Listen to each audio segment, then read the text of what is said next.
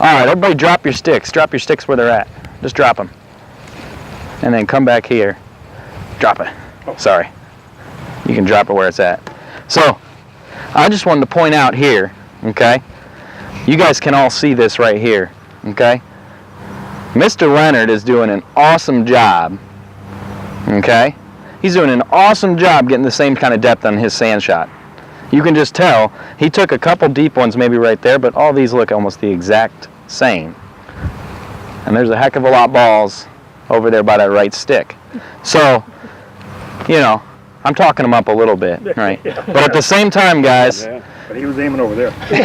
at the same time, this is the kind of shot, right? I think if we can find that we use the same consistent technique and we can find that we use the same depth out of the sand, we're going to get way more confident with it. Obviously, you're going to have variations. You're going to have different shots. You're going to get unlucky. You're going to get a buried lie. But if you're playing out here at Stony Creek, you're usually going to get a good lie, right? Yes? Question. When it's wet or the sand is a little harder and thicker. Good question. Good question. What So, there's a lot of variations there, right? Because there's a little more guesswork when it's wet, right? Because that could be wet and it could be rock hard underneath. Or it could be wet on the top and then soft on the bottom. And that stuff, when we come out to a golf course, we're probably not going to know if we just go play a course and end up in the bunker. We're probably not going to know that. So it is a little bit of guesswork.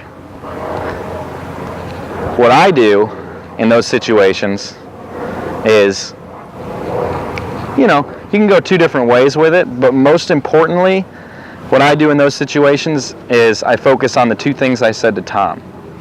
I focus on still creating a thump, getting to my front foot, and then if I'm going to think about one other thing, creating the thump, getting to my front foot, and holding that pose at the end. And if that ball still ends up in the bunker after that, I mean, we got a bad break. But here's the thing. That ball might not end up close to the hole. But you got to learn something from that shot. The rest of the day, if you get in another trap, if that was rock hard all the way through and you thumped it and you fired to your left side, you probably went over the back.